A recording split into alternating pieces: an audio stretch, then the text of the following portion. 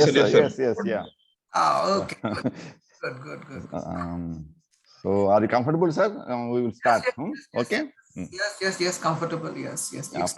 After a brief introduction, and my colleague, Professor Bhartendra Singh is also here. And I'm very happy to introduce Professor Vijay Kumar Shrotriya. He is a well-known personality, especially for the Faculty of Commerce, Economics and Management in this Northeast region. He's a very old friend of this region. In fact, though he migrated to Delhi from a comfortable place to he had migrated to a very hot place. so, um, without difficulty, I could find your CV from Delhi University website, and he had his higher education in Bareilly. Then after that, he started his career in Bhutan, and he was there for a long time from 1993 to 2002. Then he had moved to Nehu, Shillong, and he served there till 2015, sir. Yeah. 2015. Then he had moved to University of Delhi. From 2016, he has been working there as a professor, Department of Commerce. And is a member of so many prestigious assignments involved in prestigious You can, yeah. So you can leave that. Okay. Then one interesting thing about his so many publications are there, but I could understand he got some clue or some inspiration from Bhutanese people, and their happiness made him to do some research on gross happiness index, gross happiness product rather. And there are many papers on that, and his areas of expertise are organizational behavior, HRD, HRM, all these things. And so this is in brief about Professor Vijay Kumar Shrotriya, and he has been helping our university in different capacities. Earlier also he was a board of member, and now he's as a member of board of studies in commerce. He helped us in designing a new syllabus under national education policy. So without taking much time, I request you to take on, sir. Yeah. Thank you very much. Thank you. There are certain things which I would like to ask before I start. How many participants are there? There are 37 participants. Okay. From commerce, economics, and management from different parts of the country. Okay. And they can I see them, or they can switch on their cameras? Do they have that provision? Our HRDC norms, as per HRDC norms, they can't have access either audio or video, but they can post questions in the chat box, and that is our system, HRDC system. Okay, so it means there will be no interaction. And there is no direct interaction. Yeah. Oh, I see. Okay. Only we can take we can take on their questions at the end. That's all. Okay. But they are quite alert. Attendance is full, and they are quite alert. The only thing is so they can put it in the chat box. Chat box or Q&A. Okay. All right. In fact, thank you very much, Professor Jyoti Kumarji, for introducing me. And nice to see Professor Bhartenduji. It is very refreshing when we look at our old friends, and we continue that spirit of friendship. There is a lot of mutuality in it. Okay, so everything moves. The friendship continues only on mutual tangents. And okay, so one-sided thing does not last long. That's how it is. When this call for this lecture came for this refresher course, I was in different minds. What should I talk about? and I think I read it in the mail that this is a refresher course for commerce and management, but as it is told, also in economics teachers are there. I was thinking whether I should take the traditional lecture that I keep talking about in happiness in nations, organizational happiness and things of that kind, or to relate it with the kind of scenario that we see today and the challenges, especially in the domain of HR, that people are going to look at in the times to follow. So I think since there are young scholars and there must be young scholars and experienced teachers as well, it would be nice if I try to speak my mind on how things are going to be in future. Especially for people who are in the domain of commerce and management and including economics. Okay, it's very important to look at this aspect because as we all know the history of work, that all of us have the inherent desire to work. We all work, all of us work. Okay, everybody works. We are born to work. Okay, so you will hardly find people who just sit idle. Okay, they will even if people don't see them working, but still they're working on something or the other. So work is important. But over time, what has happened in last say around 100 odd years, or if you increase this span of 100 years to 200 to 500 years, the nature of work has undergone a drastic change. There has been really a great change in last 30 years.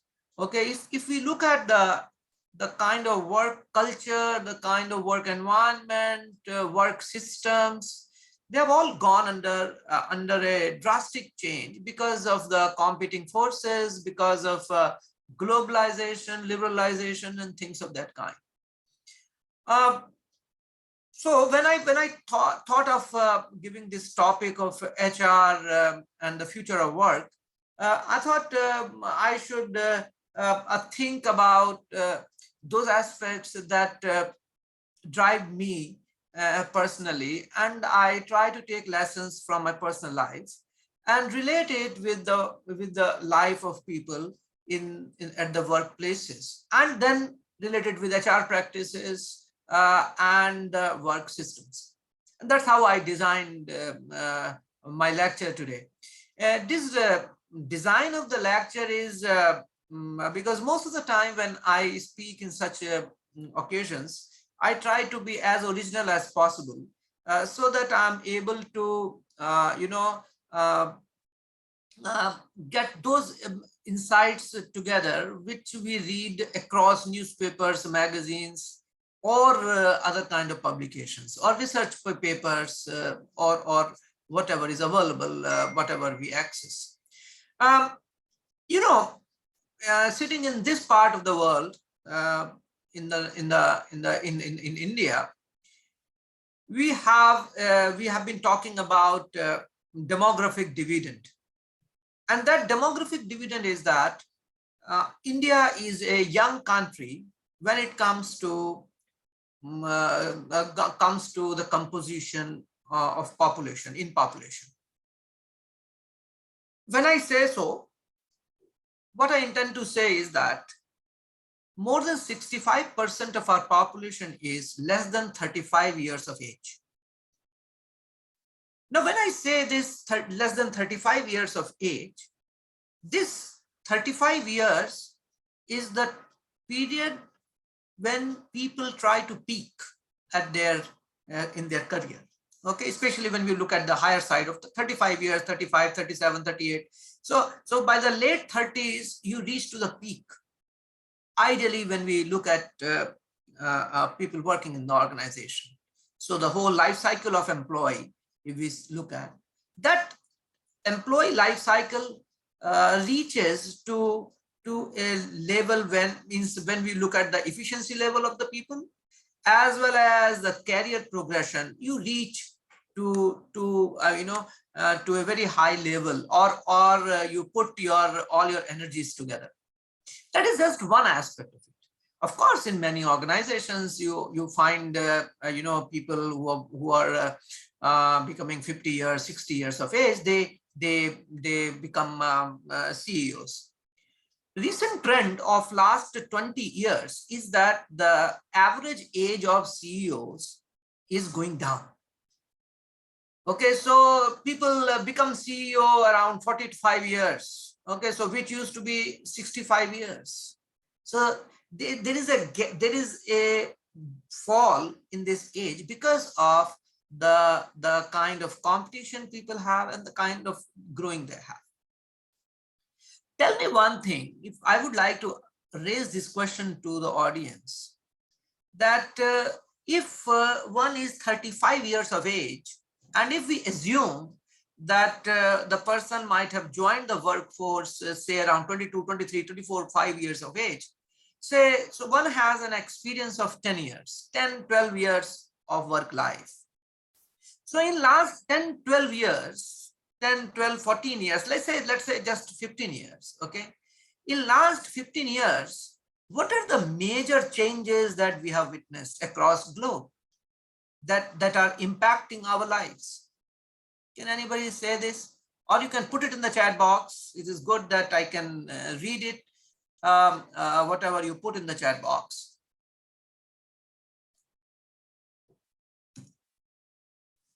What are the major things that happened in last 15 odd years?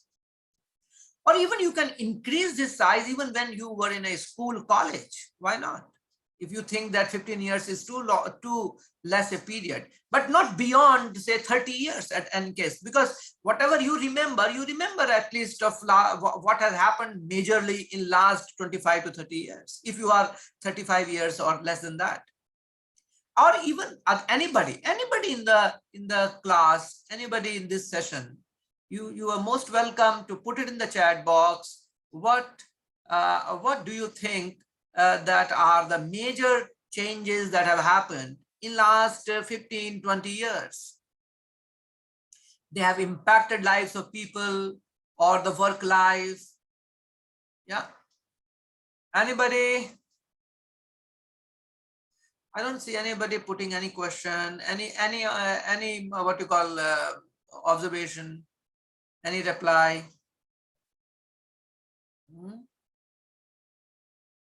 So nothing changed in last 20 odd years. There are some participants. I mean, who are also members as hosts. I think they can interact directly. Miss Manai and Dr. Gurram, because you have some advantage. You can interact with the professor directly. No, I'm just trying to boot the system. I would be speaking, but then, I want to take people along with me. This is how I generally... Yeah, I understand. Yeah, true. So of course I will be speaking my mind, but I want to see your engagement and engagement of people, yes, so that at least people are able to see and involve themselves in the whole process of learning. Yes, yeah, yes. Dr. Gurram. Yeah, please. Good to see you. Yeah. Yes. Namaskar. Yeah, what do you think? Someone mentioned technology changes. Sriram, yes, Sriram mentioned, Professor Sriram mentioned technology changes. Okay, technology is one. Okay, but then I'm not able to see anybody posting anything here in the Zoom chat box, or I don't know, where is it? Yeah, it is question Q&A. Okay, so you want me to put it in a question? Okay, I get this one. Okay, fine, I see. So technology has changed, of course. Technology has changed. Very good. Yeah, some more. Yeah, technology changes have taken place. Or what else? Well, only technology. Technology, of course, is important, and technology has forced us to respond to the call of time. That's important. Yeah, all the villages are equipped with technical facilities. Someone is saying, P. Santa Kumar. Okay. So they call these villages are equipped with technical facilities. Lifestyle, yeah. Mr. Singh is saying that lifestyle has changed. Okay, lifestyle has changed. Or what else? Okay, global and local climate has changed. Okay, climate has changed. Dr. Kuheli says that climate has changed. There are more choices. Okay, so the more choices, yes, true.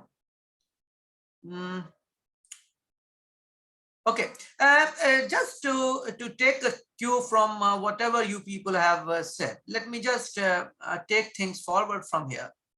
You know, all of you, whoever is saying whether it's technology or lifestyle or climate or available of choices. Okay, of course, all of you are right.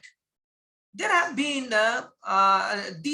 these are because of the forces of major changes. That is if we look at India, globalization was one, and we grew during that time. We started our career during that time, so we have seen how things have gone and what kind of things were available at that time and what are the things available today. Let me tell you, let me explain this to you from the point of view of an economist, people who are from economics background here. Earlier we were living in the monopolistic structure. We moved to a structure, to the competing structure. We moved to from the seller's market we moved to buyer's market. So when you say that there are more choices available, it means there is the market is dominated by buyer's choices because you have products to choose from.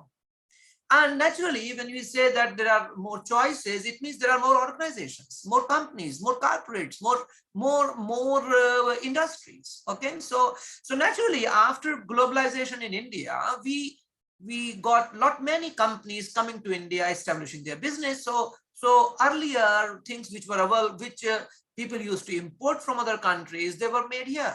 So naturally choices were more available. Okay, so I give this example to many of my students every time, that when you ask your parents or grandparents that in their time when they were going to market and buying shoes, which brand they would buy. So they would say, okay, there was only Bata which was available at that time, if you look at branded footwear. But today many people are using Bata. Of course, Bata has revived and tried to change its strategies. Same is the case with wristwatch, same is the case with banaspati ghee or detergent powder, or you take anything. We were in a market where seller was deciding what we are going to buy. Today we decide what we are going to buy. So there is a shift, big shift.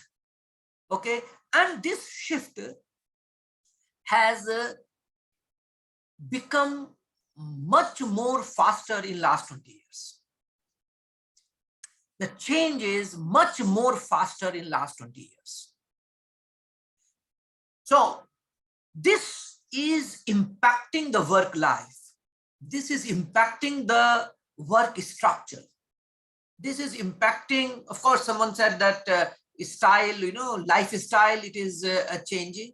Of course, since lifestyles are changing, organizations have to change accordingly. And organizations have to imbibe those values which they see that this is how things are going to be in future. It is so interesting. When we read Drucker, okay, Peter Drucker talked about knowledge worker. And that, when was he talking? He was talking in the earlier part of the 20th century, or the mid part, when he wrote this Practice of Management in 1954.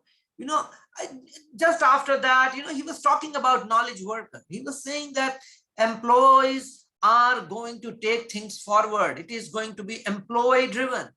Okay, and we have all seen that how organizational psychologists, okay, they dominated in 1950s, 60s, and 70s.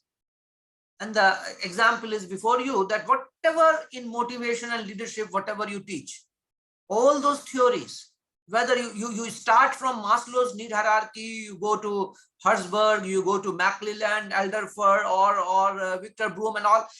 This all started in 50s, 60s, 70s. Because that was a time when we started focusing on employees, and the personnel management was moving to human resource management. Okay, and that was a time.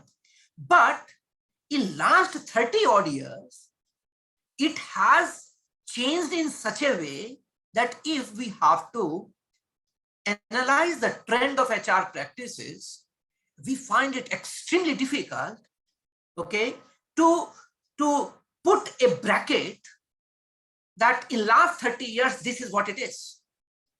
So what it is more of what we call a contingency. Whatever time demands, you respond. Whatever market demands, you respond. If your competitor is using technology, you don't have an option but to use technology. So if you are using technology, you need to learn technology and you need to train your employees about technology, use of technology.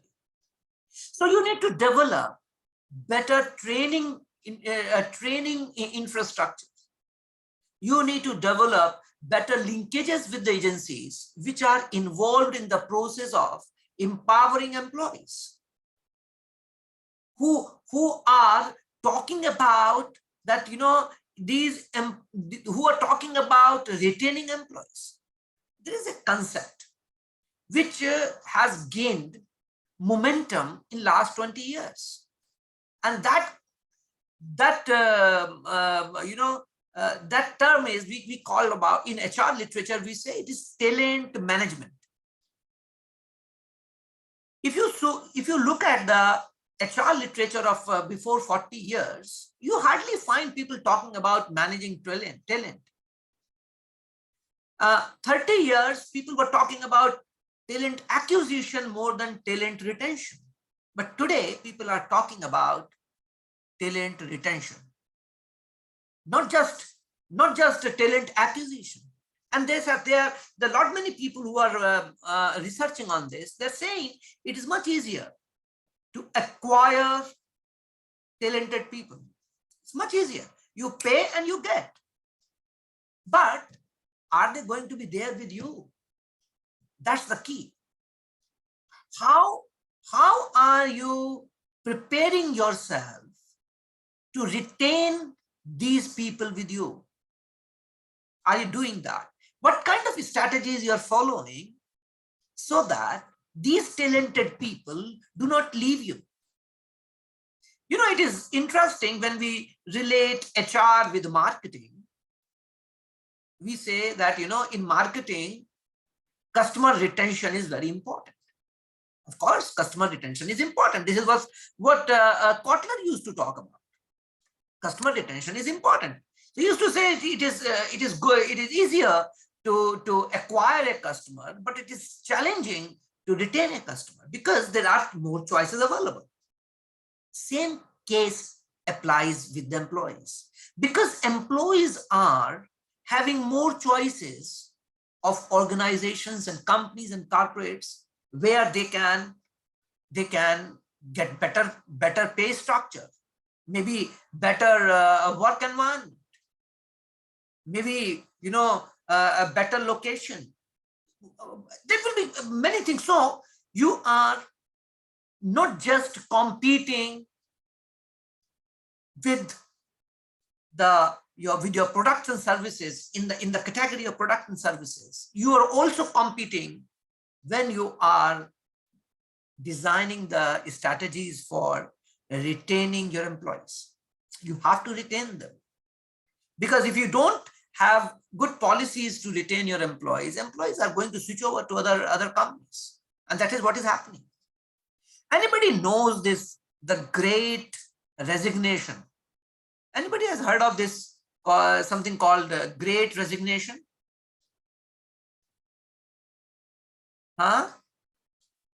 Please let me know. Do you know about Great Resignation? Have you heard of Great Resignation?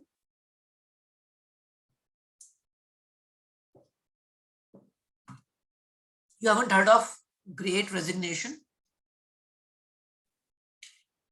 Not many people are talking about great resignation, especially in the light of COVID-19.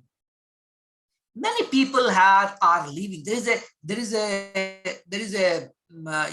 a phenomena in the United States that people are talking about quitting their jobs. They have quit their jobs. It's not that organizations are asking them to leave, but they are leaving on their own because they think that their future is not good in this organization. And in the VUCA times, you understand VUCA times? I'm sure you might be knowing about it. Anybody? You know, people who are in HR, it becomes difficult for HR people to sit in front of a monitor and just speak on a screen. And when you don't see people, you know, it becomes difficult because HR people deal with people. I mean, you need to see smile of the people, you know, you need to see their facial expressions when you are interacting with them. Yeah. No, not only that, you know, as a teacher, you know, Yeah. as a teacher, no, it is actually that is the problem with these online things. Yes. So Yes. that is the quality of any teacher actually, you know, now only looking at the screen and speaking. Yes. Difficult to do. There was a big discussion on this, that when people are speaking in front of a screen and they are not getting any kind of validation or the response from the screen, then they are becoming more machines, and people tend to, after, if you keep on, there is a study which says that if you keep on doing this for 2 months, you start feeling depression. Yes. Okay, because you are in the company of machine, not in the company of people. And this is such a challenging thing, especially for people who are in HR. Okay, especially in organizations, when you're dealing with the people in just looking at them in the on the screen. Anyway, Kat, so when we talk about VUCA times are times which are volatile, times which are uncertain, which are complex, okay, which are ambiguous. So I was telling you that in last 20 or 30 years, it's very difficult to bracket the time in a trend in HR literature. It's more that what is required, you are doing that. So whatever is required, you are doing. There is not, you don't follow one particular trend. Naturally, after 100 years, when this era will, when people will be writing about this time of the earlier quarter of the first quarter of the 21st century, naturally it will be termed as something. Okay, there will be something coming in. Okay, but then as of today, it is extremely difficult. Of course, we can talk about the classical era of management, then the new classical era of management, and now we are talking about post-modern era of management. Because we are operating in post-modern times when it comes to management as a whole. So I was telling you that this great, when we talk about great resignation, this is a phenomenon where more and more people start leaving the organization. So what is the challenge for HR? Challenge is that you have system in place which takes care of these people and does not force them to leave the organization. Many studies which have happened, which are getting done by different agencies, most of they are saying that when they are interacting with the employees, when they are conducting their exit interviews, in the process of exit interviews, they're learning that there are different reasons for them to leave the organization. There is a reason about work-life balance. There is a reason about a lot of reshuffles happening in the organization. There is a reason about, that they're not sure whether they will be there in next 2 years or not. So it's better to resign from the organization rather than the organization asking you to resign, because their future is purely unpredictable. You all know that we were not prepared for COVID conditions. But then it taught us many things. And within a year, we started dealing with things in a much better way. Work flow was not, well, there was a disruption, but that disruption was taken care of. It means what? That whatever times come, we have the strength to respond to that time. So how the future is going to look like, future of work is going to be. I will be talking about that a little bit. So we are where we are today. We are in VUCA times. We are in the contingent space. We are in a space where we cannot say anything for sure. I tell you, 10 years back, 10 years ago, okay, nobody could predict that this is how HR is going to behave after 10 years, the way HR is behaving today, the way employees are treated today. Of course, there were companies like IBM, which were still allowing people to work from home. Okay, they were not waiting for COVID to happen, that they will be forced to allow their employees to work from home. Okay, but then lot many other companies have followed.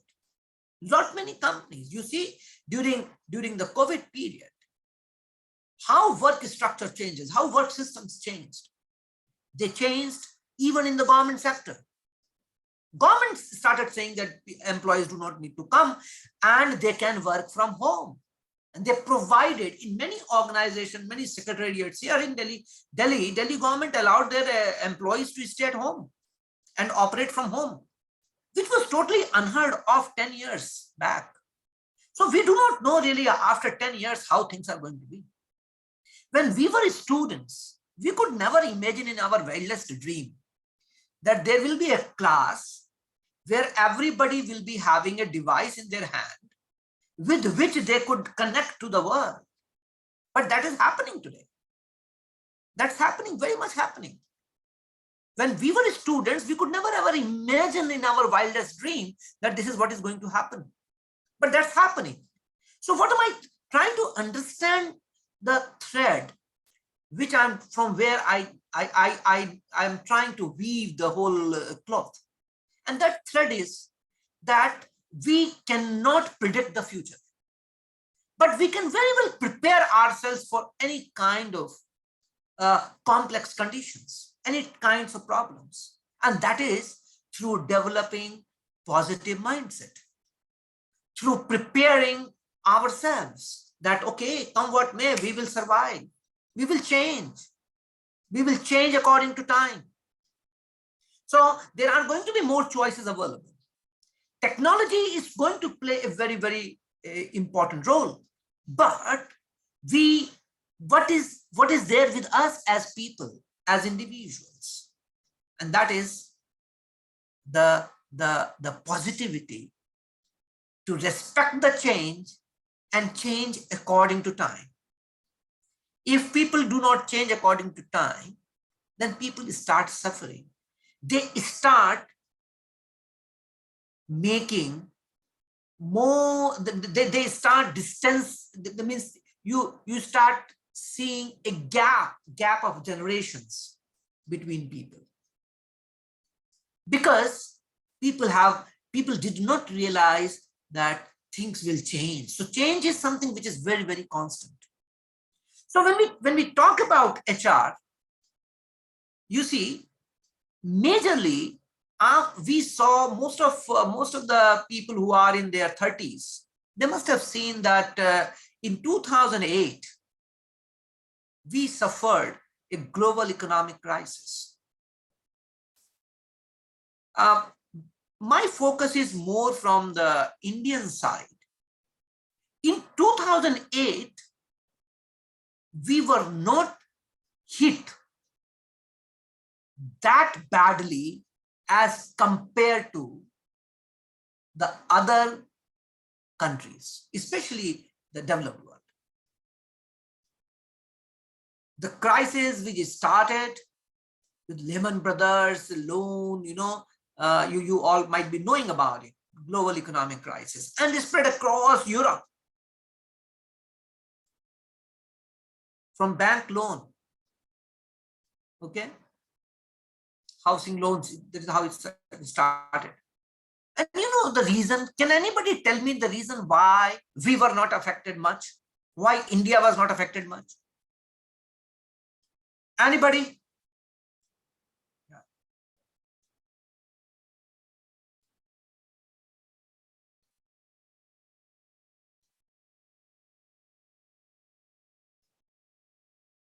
Yeah.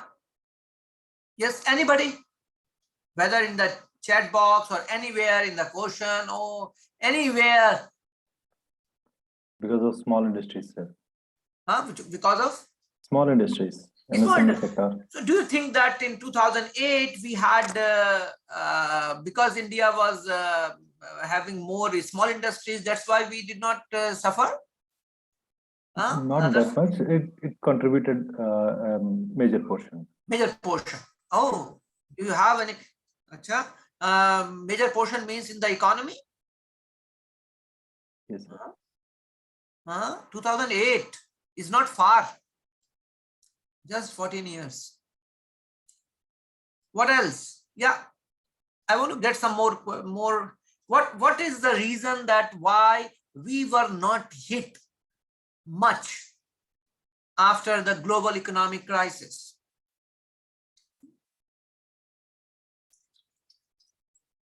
Yeah, MSME is one which Dr. Gurram is mentioning. Anybody else? Tell ya, please, converse. Through any, whether you can put it in the QA or you can put it in the chat box, anywhere. Oh.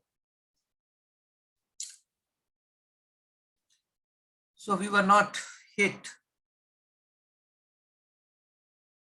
Acha, if any such economic crisis happen in 2022, will we be hit? Suppose a crisis happens in UK or in North America, anywhere. Will we be hit in a bad way today, or we won't be hit as bad as we got the hit in 2008? Please.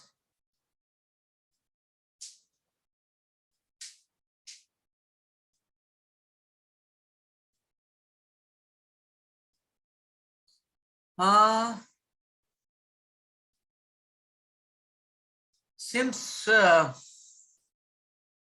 Dr. Ramakrishna, you are teaching there? Yes, sir. You are teaching, okay.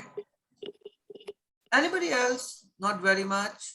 Yeah, Dr. Sanjay Sinha, not very much means what? Not very much in this 2008, we were not hit. Why? What could be the reason that we were not hit?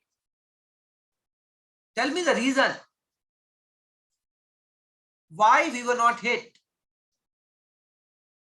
Most of the bank loans were within the country only, sir. It is, see, bank, it is not that only banks were affected by, all industries were hit. Whether you were, see, the crisis was of financial in nature, okay? Availability of funds, and all companies were hit, irrespective of whether they were in financial services or not.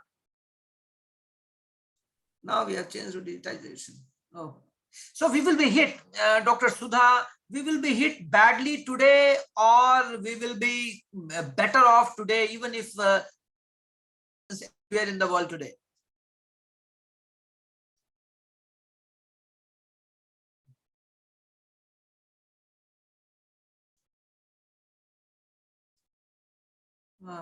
No interaction. Yes. Is it because we were not that much globalized at that time? We were not global. Yes. In fact, our economy was not that much integrated. That was integrated with the world. Today, that might be one reason. And Vijay Reddy used to say Yeah. As RBI governor used to say, we adopted boring banking practices. We are good. We are good in adopting very old banking principles. We followed it without going for many innovative products, as banks did in America. Yeah. See, the major reason was that our economy or our companies, banks, one, but all other institutions also were, their activities were not integrated with the world. We were operating in isolation. So, like, see, ICICI Bank was hit, Wipro was hit, Infosys was hit, okay, because these companies had their operations elsewhere. Okay, so the companies at that time, we did not have those many companies as they are today, which were part of the whole big financial movement or financial transactions. Now see, it is a blessing in disguise. Okay, so today when we look at, it will be, if there is anything of that kind happening, we will be very badly hit, because many companies are, they are having operations and their supply chain is affected. See, we are looking at Russia-Ukraine war. Okay, don't you think that our economy is also hit by their operations? We are hit. Very much, very much. Okay, we are, and see, the reason is that our supply chain is affected. When our supply chain is affected, naturally, it will impact on our production, it will impact on the prices, and it will impact the common beings. So the question is that whenever such crisis conditions come, one is that we are physically prepared. Physically means our security, our financial security. So if government does not give us what you call increments, or government does not give us, they freeze our what you call DA, okay, for 2 years, we can survive. Or in private sector, if people are asked to leave the organization, if they have their savings somewhere, they are prepared to face.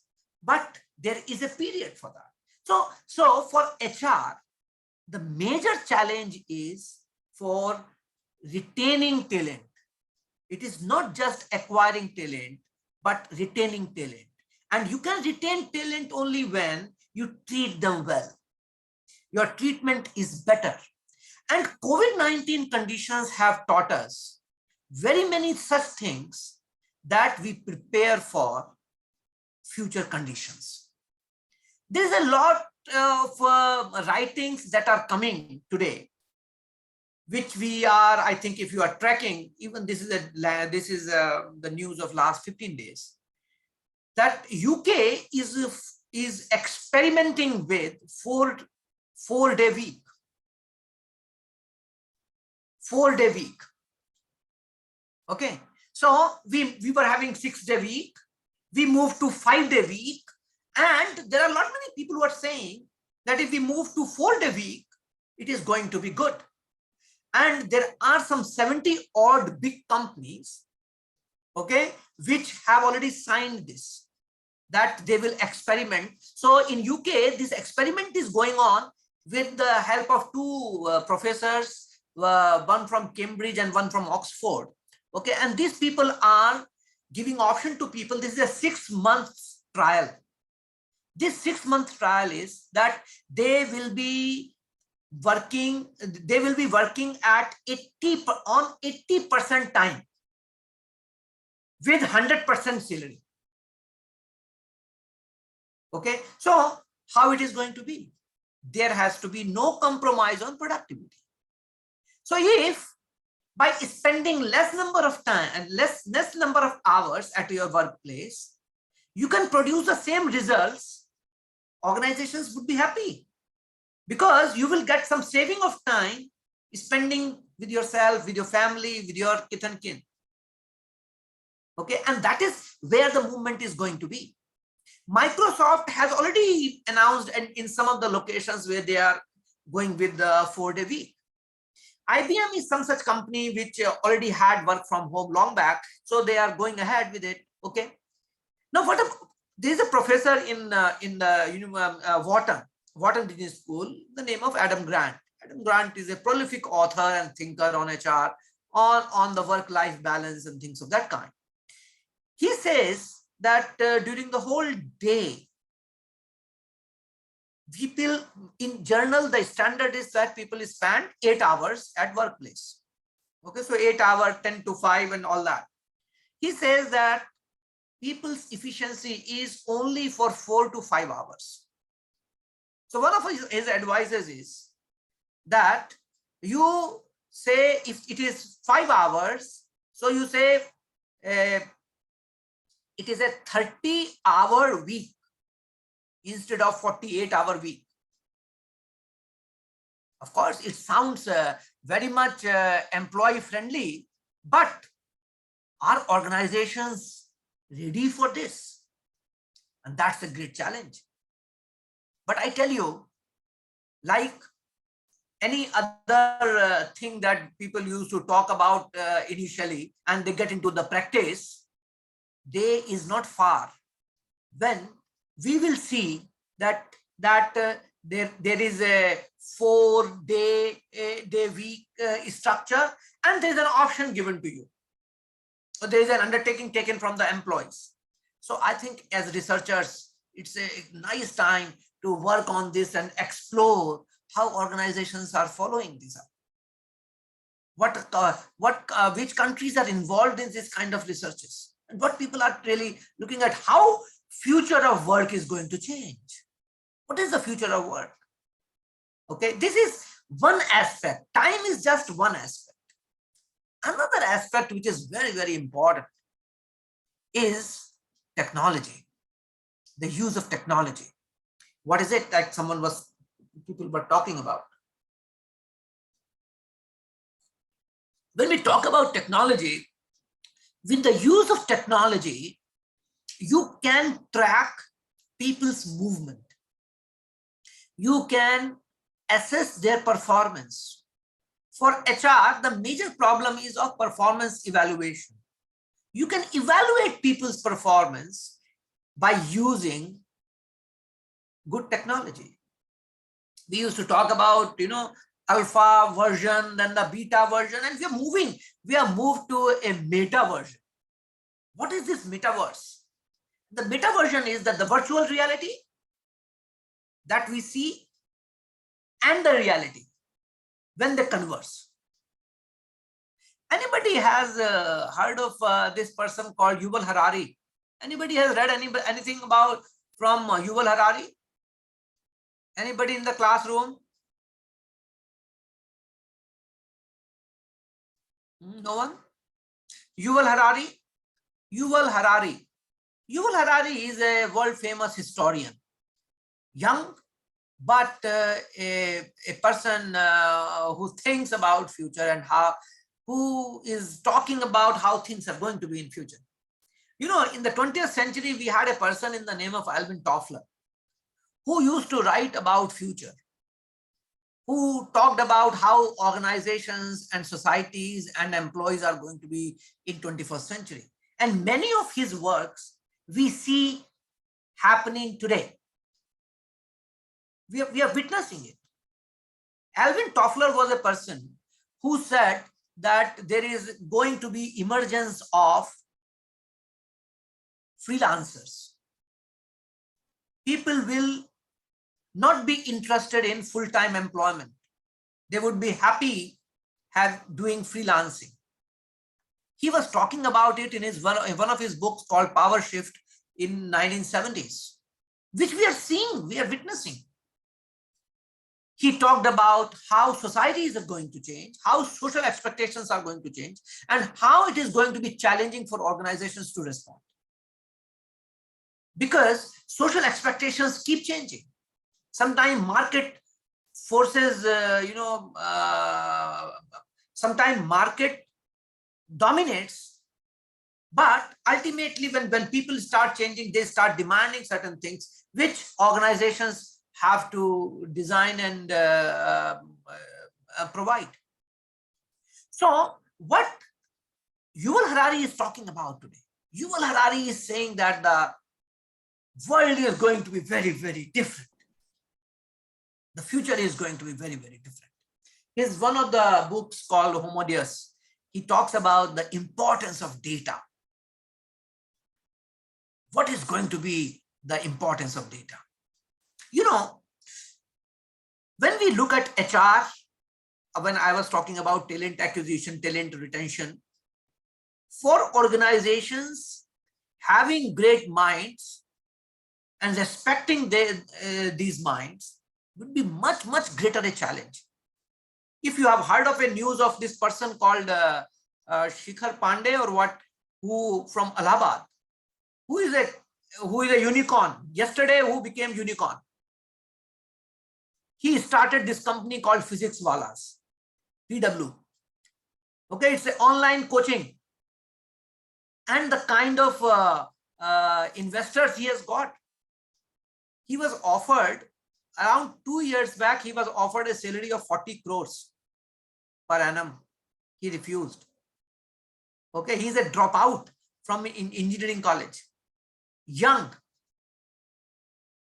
Now, such people, they see things and they take a lot of risk.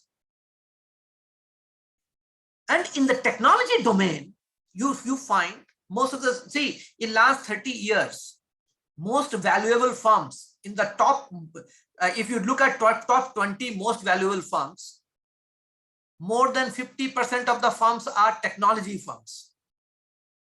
And before 30 years, what was the trend? Those companies which were most valuable firms, those firms were oil companies or steel companies. Today, these companies are technology-driven companies. So technology is a great disruptor, plays a very important role. And your work is going to be redesigned and restructured around technology, using technology. Not many people keep talking about technology taking over and employees' size reducing. I don't buy that argument. I don't agree to that. I feel that there will be new things coming out. There will be new avenues. New work systems will get developed. So people will always be in demand. Even when there is a predominance of robots, still you will require great many human minds who would be developing these robots. Okay, so we have already started seeing these robots coming for placements.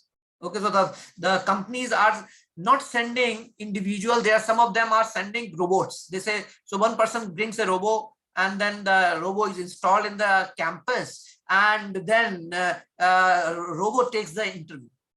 Imagine when machines start taking interviews. I always feel that, you know, machines will appoint only machines. Machines cannot appoint human beings. Okay. Now, if we talk about the dominance of artificial intelligence and a subset of artificial intelligence which lies in machine learning, because machines start observing the behavior and accordingly start responding. And that's what is happening in our brain. So when we keep observing people, it gets registered and accordingly we respond. So this is what machines are going to do. And then further, you are going to build a system of deep learning into it. So technology is going to play a very, very important role. But we should not surrender all kind of decision making to technology. That's where human beings will keep on playing important role. And organizations would have a greater challenge to look at these individuals, okay, and their skill sets, and where there is a need of renewal of these skill sets. So you have to have system that every 6 months you provide appropriate training to your workforce. Okay, so if you are importing technology, you have to make sure that your employees are well versed with the new technology, because work is going to change. See, we were in a hierarchical structure. I'm talking about especially in the private sector, organizations, corporates, and where we are talking about profit-making companies and all that. We were majorly in hierarchical structure. What has happened? These hierarchies are getting reduced. If it was nine level hierarchy, now it is getting reduced to 5 level or 4 level. So the organizations are getting flatter. So when organizations get flatter, work has to be redesigned in order to fit into flatter systems. And that is a challenge for organizations. And that's the future. We are more working in a team environment than the hierarchical environment. Okay, there are teams. Teams are led by there is a project leader, and there are team members. And that kind of structure is emerging and gaining prominence in the organizations. There are going to be more and more organizations which are going to follow the trend of such teams, where a project is taken, a team is made, and this team does the work and then submit the report, and then that team members go to their respective departments, and then so there will be an organization will have many teams working. So that is a project structure where people are going to where how work is going to be redesigned in the times to follow, and organizations have to prepare themselves for that. In this book called The World is Flat, Thomas Friedman talked about home sourcing. He gave this term, like, we keep talking about outsourcing, insourcing. Okay, so outsourcing is a very common word for the students of commerce, management, and economics. Of outsourcing or offshoring also is one term. Friedman gives another term called insourcing, as well as he talks about home sourcing. Now, this book was written 20 years back. Today we see home sourcing happening. Work from home is nothing but a replication of home sourcing. Or people are connected to the system and sitting at home and working, and or involved in designing the products sitting at home. It's home sourcing, where you are having full flexibility. They say, okay, 24 hours, you need to have login for 40 hours a week. So you can choose. One day you choose 4 hours, another day you choose 8 hours, another day you choose 2 hours, one day you do not choose any time. So you are freelancing. So according to your own availability and comfort, you can choose a time. Okay, and this is, again, this is the future. This is what is going to happen. Toffler said one thing. I keep sharing this saying of Toffler number of times. I think hardly there are places where I have not spoken about it.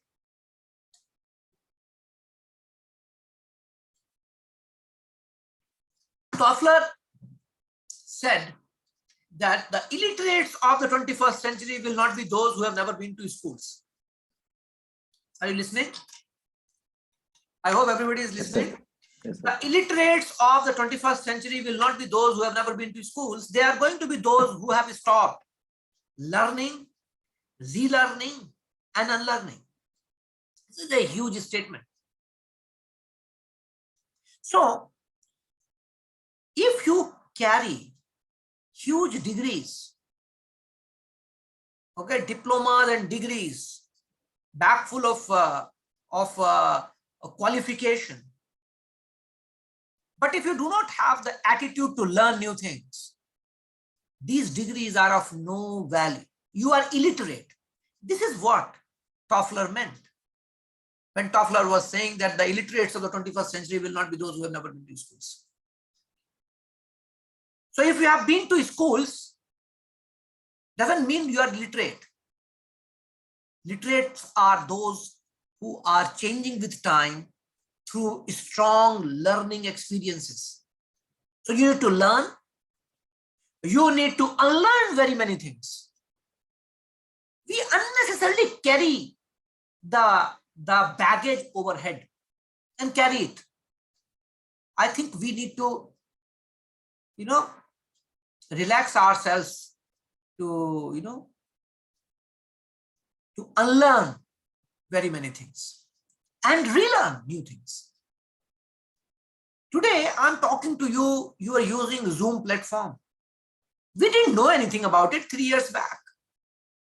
And I'm sure in the universities and the colleges, still there might be some people who might not be knowing anything about Zoom. Or for that matter, any other platform, whether it is Webex or it is a Google Meet or anything, or MS Teams or whatever. There might still be people who might not be knowing. So they are illiterates of today. That's what is the message.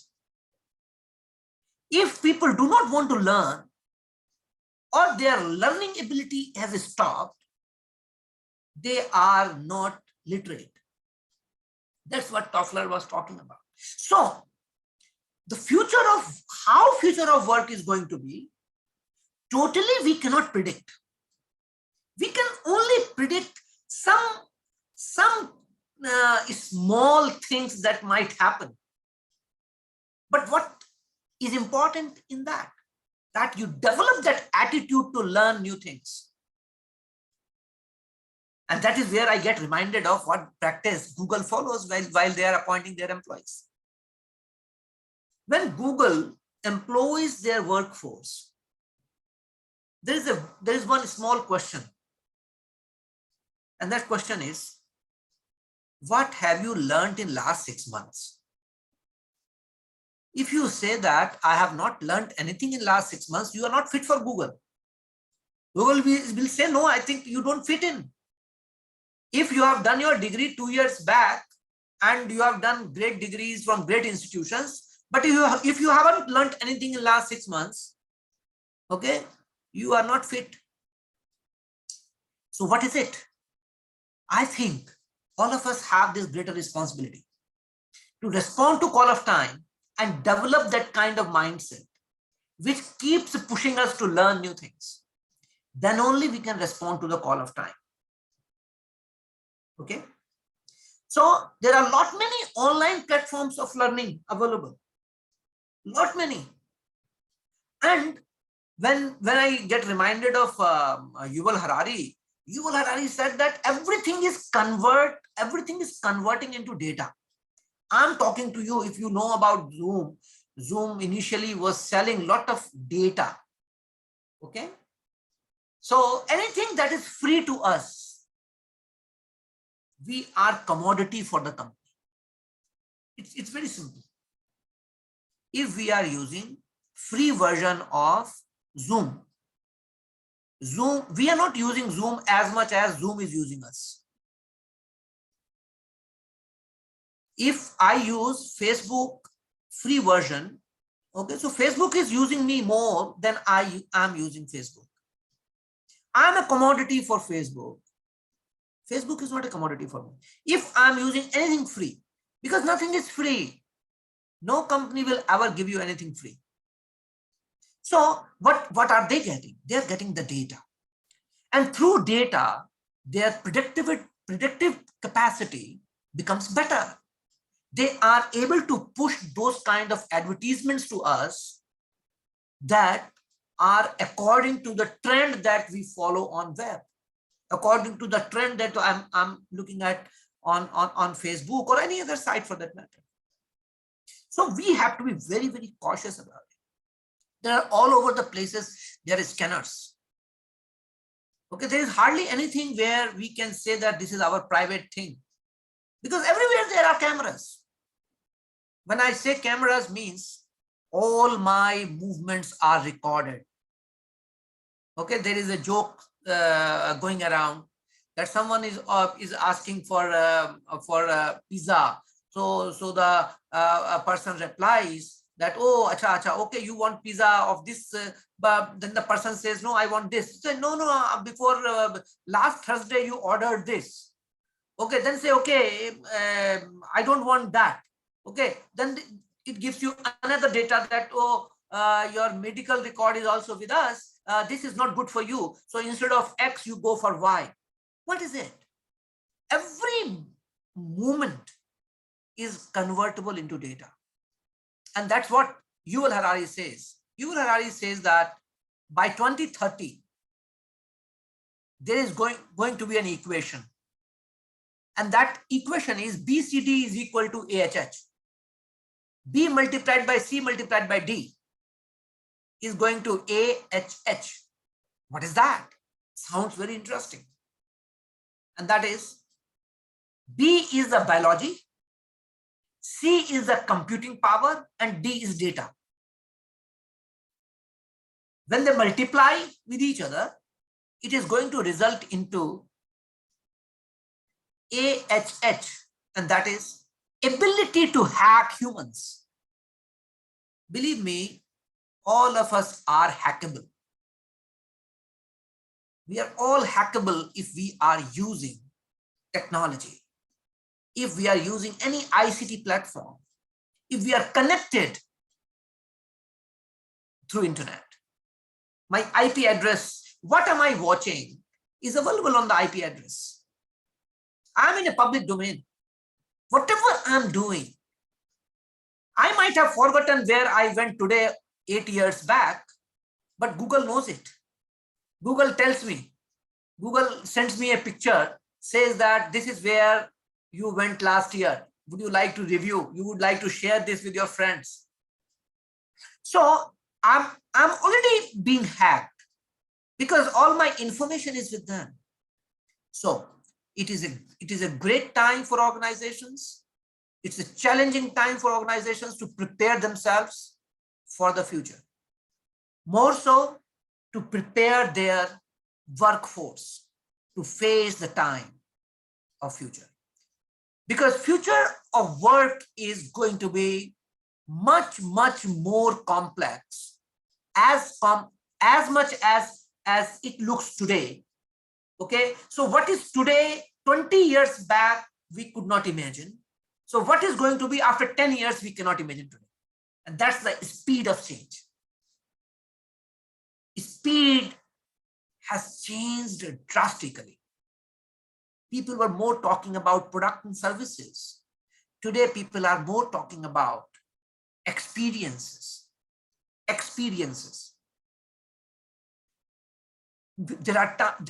We were talking about customer satisfaction. Organizations are going beyond that. They are going for customer delight. They're going for a word of mouth. They're going for companies that they are sharing. They have a feeling of wow. When this author Peterman wrote this book called the Pursuit of Wow. Now, of course, that's more related to marketing, but I always use that same for the employees. We talk about customer value in marketing. When a customer is paying a price, customer wants to make sure that he or she gets the value delivered to him or her against the price that person is paying. Try to use it for employees. We need to be more concerned about employee values. What is that employee value? You need to value employee. If you are paying them, if they are spending 5-10 hours with you, you have to make sure that you serve them value. If you will serve them value, only valued employees will bring valued customers. It is not the other way. I'm a person of HR, so I take this stand. And I always say that employees come first, customers second. Employees first, customers second. That is what Vineet Nayyar wrote in his book called EFCS, Employees First, Customers Second. If companies are future ready, if they are preparing their employees well, if they take care of employees, employees will take care of company. You need to refocus from product and process to people and purpose. That's important. You need to change, say, let people take care of the profit. And I tell you, if you keep taking care of your employees will bring profit. Okay. You may not be the most profitable firm of the time, but you will be most valuable firm of the time, which is more sustainable than just being a profitable company for some time and then seeing a fall in the times to follow. If you look at the history of sustainable corporations, we did some work on that. If you look at that history, you find that sustainable corporations are not necessarily most profitable companies. These are companies which are making good profit, but they are taking care of all stakeholders. I think I should open for some questions, some queries from your side. I have given you many things where you can ask questions. Okay. If people will ask questions, I will feel better, because and more if you are asking some such questions which I am not able to respond, because that will drive me to learn new things. Okay. So that is where I am selfish.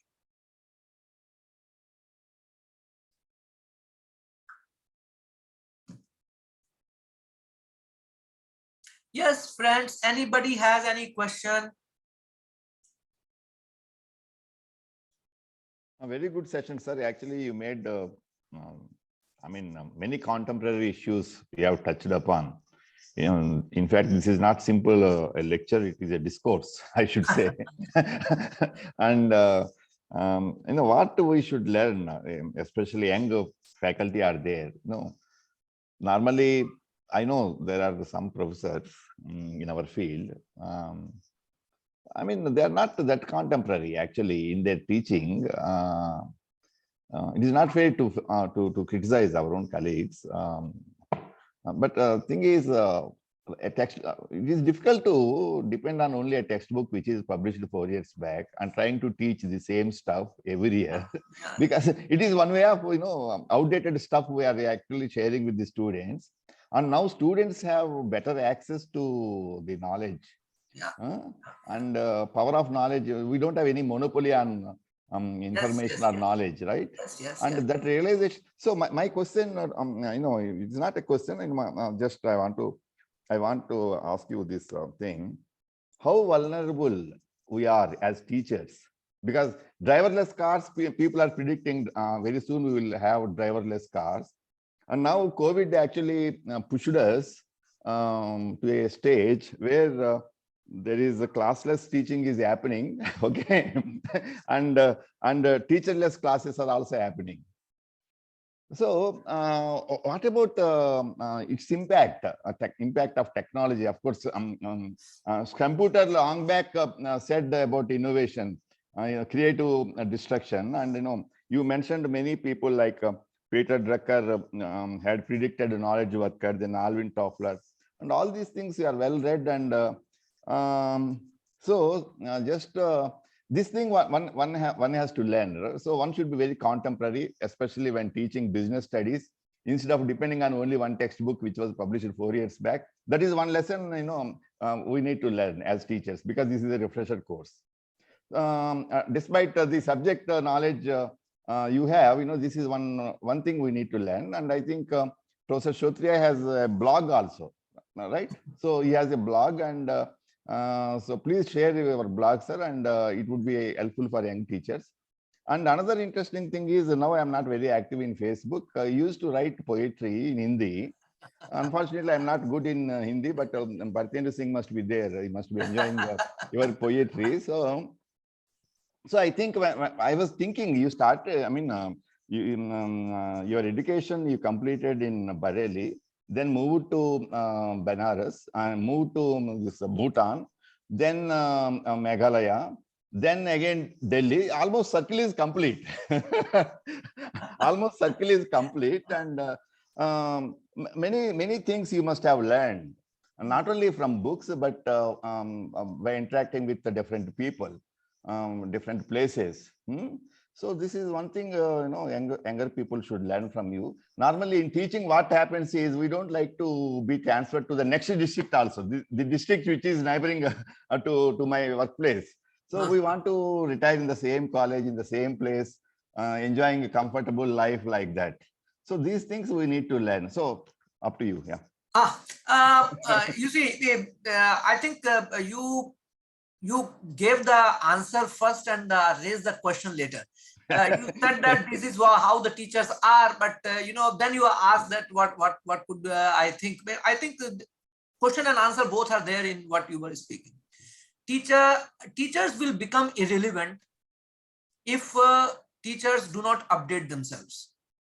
If I have taken a class today on a subject, if anybody can attend that class from anywhere, and next time institution does not need me, if I do not have anything new, none of my 2 lectures are same.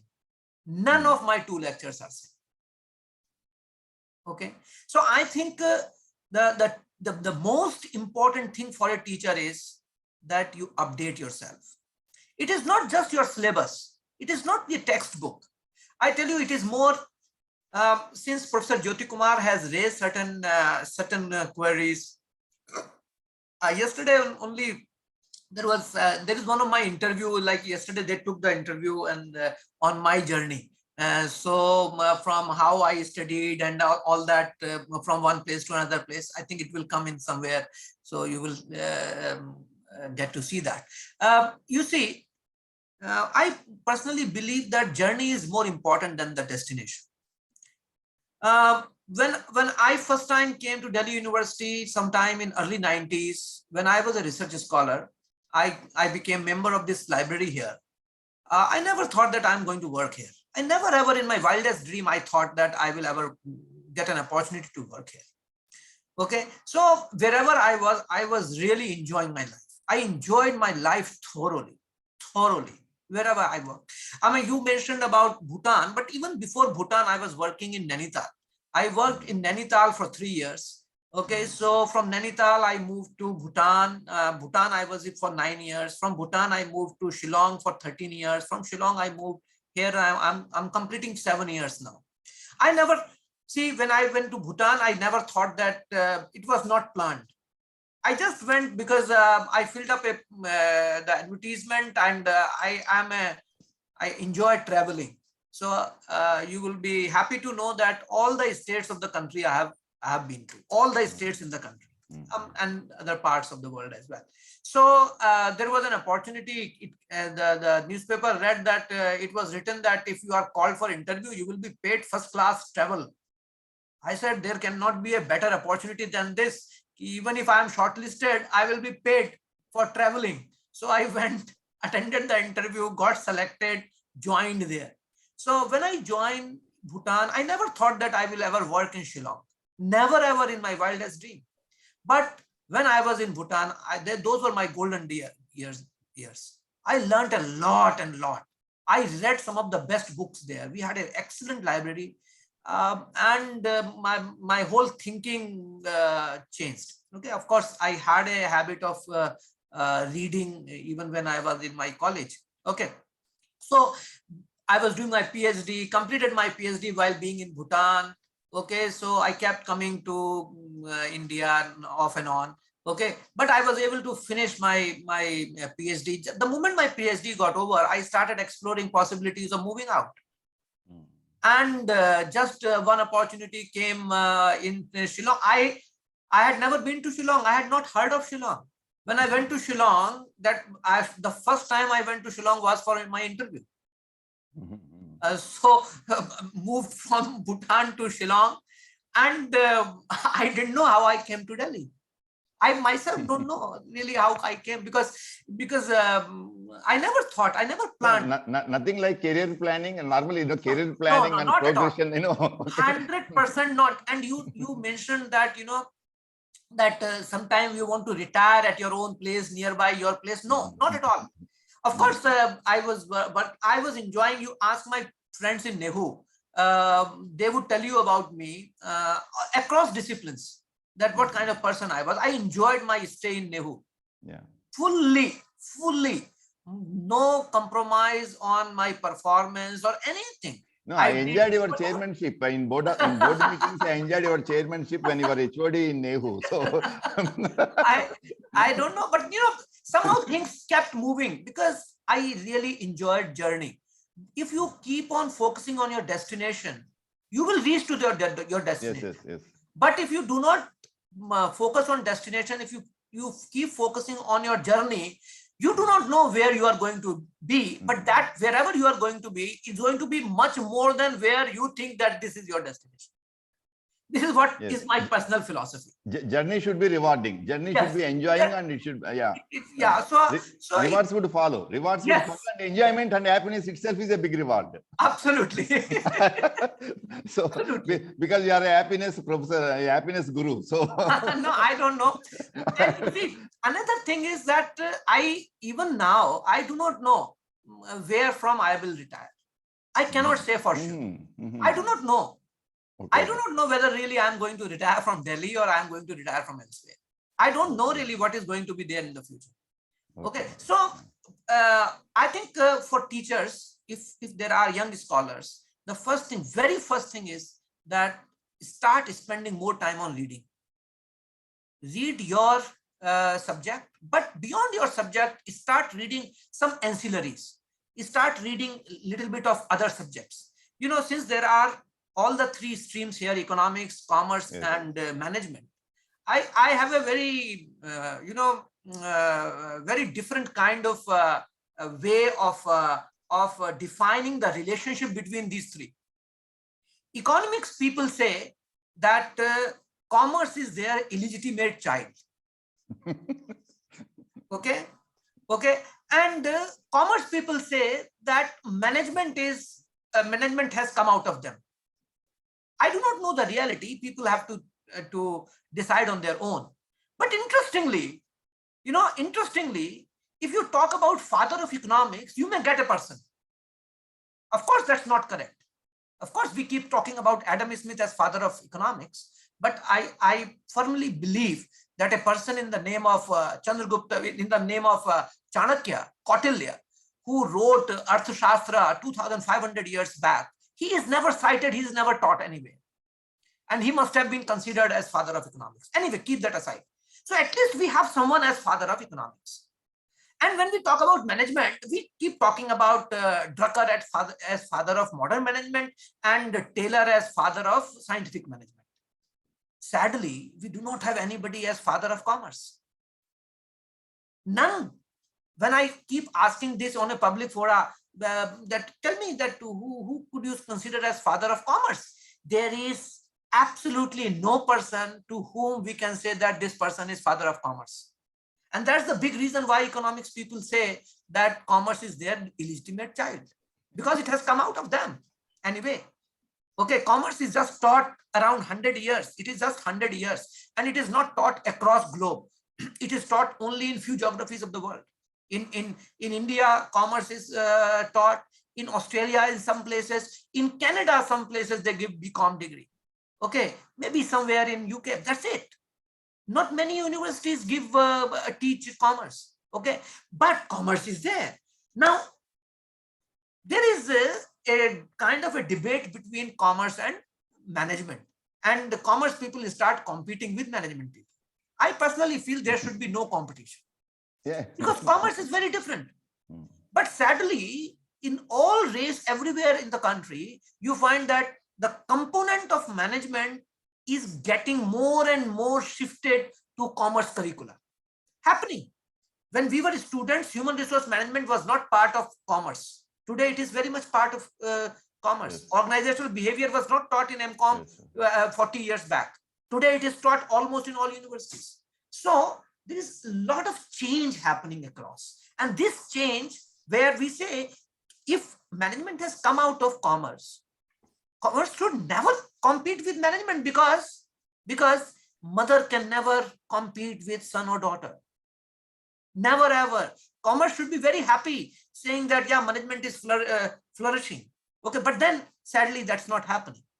Okay, so this is how I relate. And when I take lecture on commerce education in India, there is also one of my very good lecture on when I trace the history of commerce education in India and how it should be.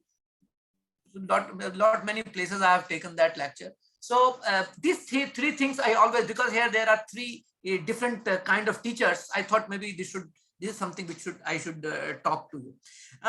So reading is one thing which is must for teachers. Another thing is that you should make your own notes, writing, because writing comes through thinking. The way you articulate things, okay, when they come in writing, your retention becomes better. If you do not write, you just read, your retention becomes poor. You will be able to retain only when you write. Whether in a small piece or a big piece, that's a different thing. That is how you will be able to articulate your views. Okay. And when you go to class, then naturally you will have a lot of confidence. I say there is a 4C model. Okay. This 4C model, you will not see anywhere written. It is written on some of my, somewhere I wrote it few years back. These 4 things applies to all teachers. My dear friends, keep these 4 C's in mind. One is communication. Your communication should be strong, irrespective of the language that you follow. Whether you can speak in your mother tongue, no problem, but be fluent in your mother tongue. Okay. Your communication should be strong. Second, you must have content. Content means you should read. You should read. 3, you should have good clarity.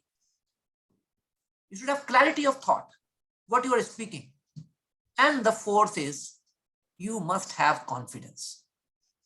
When you have content and clarity, you will always have confidence, naturally. So a teacher who concentrates on 4 C's, or I say even a leader, business organization, who concentrates on these 4 C's, okay, will be successful as a teacher. Okay. So if you do not have any question, this is what is my own reply to whatever could be your question. Sir, one question is there. Dr. Sudha, she is asking why Indian labor laws are not followed by MNCs in India, where job security is questionable. Because why Indian labor laws? If these companies are registered in India according to Indian laws, they have to follow. They have to follow, yeah. Okay, but if these companies are registered elsewhere, they will not follow, naturally. So it is if they are operating. See, I do not really know how this is happening. I don't have much idea about it, but you have to follow the law of the land. Now, see, let me give you an example. We have McDonald's operating in India. Okay, McDonald's is an American company, but McDonald's does not operate in its own name in India. McDonald's is just a brand. There is a company in the name of, what is that name of the company which operates in India, which has taken the rights of, this is a company called McDonald's. There is a company, Indian company, which has bought the rights of having McDonald's operating in India. And there are these 2 companies. One company is looking after the whole northern India, and another company is looking at the southern India. Okay, so these employees are not McDonald's employees. These employees are the employees of the company, and that company has to follow labor laws of India. So depending on the nature of companies, I do not know really. I will have to search it through what kind of laws apply to MNCs. I don't track the labor laws. I don't teach that. But this is how I feel. If employees are working in a location and the company is operating there, they have to follow the law of the land. Yeah. Any other question? Dr. Ramakrishna, you were raising hand in between. I saw your hand. Any question you have?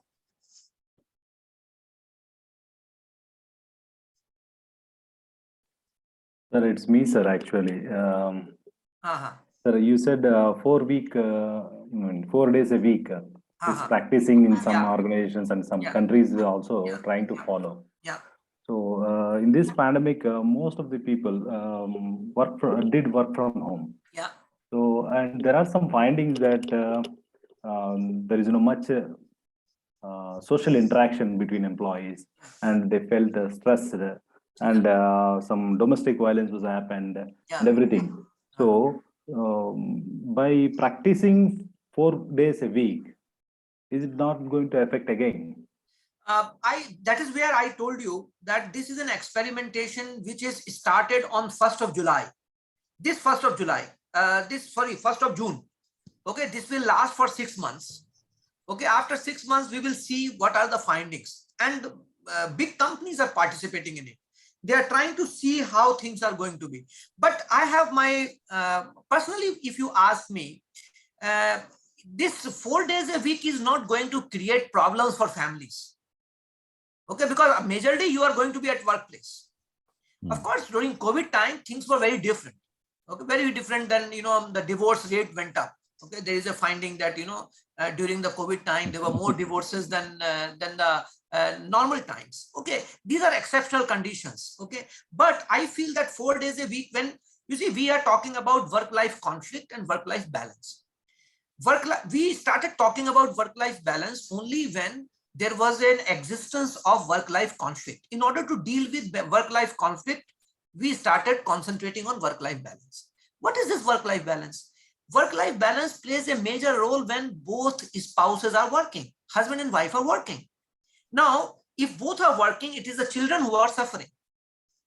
Okay, now if they have children, if they have 4 weeks, I think their productivity will be much, much better. You get my point? Because when you will not have that tension in mind that how things are going to be with my son or daughter who is at home. I was telling, this was just my own thought few years back. I was saying that in the families in India, work-life problem and managing work-life conflict will be more prominent when in a family you see that you are 4th generation people who are working, husband and wife working, spouses working, 4th generation. You know why? Because 1st generation working, their impact on children will not be seen much. 2nd generation will have some initial phase. 3rd generation will be impacted. 4th generation will put the efforts to balance. Now, see, there is an example. In US, what is happening, the work system is such that husband takes leave from the office, say that, okay, these 6 months, I'm not going to office. So I take care of the kids, you go to office. Wife says, okay, next 6 months, I will not go. This way they balance because they can't leave their children on the servants. Here in our case, it is possible because we are getting the people who can take care of our kids. In US, it is not possible. So you can't leave your kids. You will take them to crash or you will, you will take leave from your organization. Now that will happen in India if one is in the family where 4th generation is both spouses are working. And then you will find that trend, that temporary workers. Okay, this is what again Drucker talked about in his paper, one of his paper in 2002. Drucker was such a great thinker. He questioned his own paper which he wrote in 60s. In 2002, he said that employees are no more assets. They are becoming liabilities. And that is where he develops this whole idea of temporary workers and freelancing. This freelancing. Okay, so shorter work hours and all those things. So That's what. Oh, Yeah. Okay. Yeah, it's okay. Peter Drucker, just now you said employees are becoming liabilities. Yeah. I'll just simply quote one thing, sir. In 2008, whatever the crisis was happened, so during that time, many of the organizations are following the cost-cutting trend. Yeah. So in most of the companies who are politely dealing with the employees in that manner, they ask the employees, so they know what they want to cut their cost. So they want to remove the coffee vending machines in the office rooms and everything. They know what cost involves. Yeah. But anyhow, HR people ask the employees, so you give ideas so that we'll follow that idea. So whatever the cost is incurring, the company is facing the cost. So we'll evaluate that idea and we'll cut that cost. They said. Yeah. So it is like a kind of a deceiving the people. Yes. Yes. Deceiving the employees. Yeah. So the role played by the HR personnel only. Yes. Yes. Yes. And the thing is, finally, what happened is employees lost whatever the perk visits in the offices. Yeah. Yeah. So that is the previous background. Now you are proposing, okay, not Peter Drucker already said employees are becoming liabilities. So with these two references, I'm now just taking the 4 days week. Okay. So if that experiment, whatever the companies or corporates are trying to do, if they succeeded, that productivity is more, whatever the 6 months duration. Okay. So employees obviously enjoy the holidays. Okay. So by deceiving the employees and by making productivity or something, they'll try to, why don't they try to cost cut? I mean, why don't they remove the employees? Why don't they hiring the employees on hourly basis? Yeah. So most of the employees will lose the opportunity for employment or something, and stress will generate it, obviously. Maybe you have a point. We need a lot of time to discuss this. When I was citing Drucker, when Drucker was saying employees are becoming liabilities, his argument, you see, it is not that what he was saying is a gospel truth. Okay, his argument was that when employees are leaving the organization, still they are on the balance sheet because organizations have to pay them pension, they have to give them after retirement benefits and all that. That is where they say even when employees do not perform, even then they get paid. So it becomes a burden on the part of the companies. This is what his argument was. Okay, so he built that argument and he got the prize of the best paper in his early 90s. You know, his age was that, and that paper is cited across everywhere. People in HR, people, they know better. But his argument is not more on considering them as liability, but they are not as strong the assets as they used to be earlier. Okay, that's the whole argument. Another thing is that this is believed that people who are happy at home, they are happy at work. There are a lot of researches on this. In 80s by Straw, there is a research which talked about happy workers, productive workers hypothesis. Okay, so people who spend, not that people who spend more and more and more and more time at work at family level, they will enjoy. It's not that. You are trying to balance. If your efficiency level is good and you are unnecessarily sitting idle in the office or wasting time in the office, it's better to be there with your family. That's the whole argument. Okay, so it is not and when you are talking about 2008 crisis, it is a fact, it is well recorded fact that many organizations in India as well, they used 2008 as an opportunity to get rid of their poor employees. Many organizations did it. I have written on this in 2009. One of my small paper is there on this, how economic crisis was used as an opportunity to get rid of your bad employees. So naturally, it becomes difficult for organizations otherwise to get rid of their employees. So this is an opportunity for them. They went for laying off those employees, telling them that, see, we don't have enough to pay because of the crisis. So it helps them. It becomes an excuse in a way. Okay, and business organizations, mind it, see, we are talking about business organizations. If business organizations do not see profit, okay, if they do not see employees performing and getting converted into profit or value, they will not keep you there. No organizations will ever keep the employees. Otherwise, it will become a burden, naturally.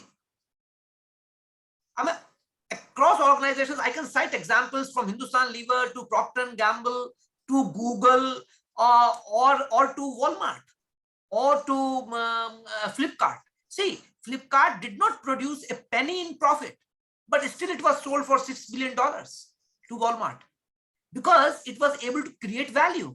So if your employees are working and creating value, even if you are not able to convert it into profit, that's fine. But at least this conversion should be there in the form of value. Okay, so business is that. Business is all about that. You cannot sustain business without profit.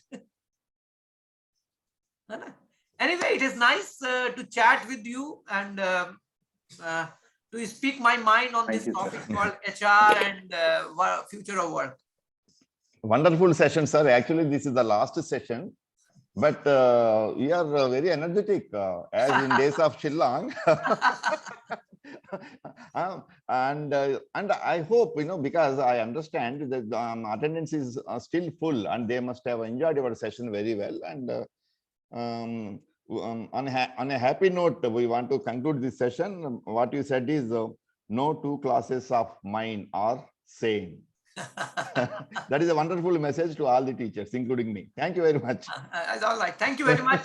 And you can pass on the feedback of them to me by email. Sure, okay? Sure, Thank sir. you. And what am I doing? I'm leaving my email ID here for everybody who. It is already. We already circulated to them in the schedule. All right. Okay. Thank you. In the schedule, it is there. Your full all address right. is there. Thank you. Thank you very much. Namaskar. Bye-bye. Take care. Namaskar, sir. Thank you so much. Almost 100-minute session. Thank you very much. All right. So and we recorded it. No problem. Thank you. Thank you so okay, much. Bye-bye. Thank you, dear participants. Thank you so much and take rest. Okay. Relax for some time. We'll meet again tomorrow. Thank you all. Thank you, sir. Thank you all. Thank you. Thank you, HRDC. We'll close now. Thank you so much.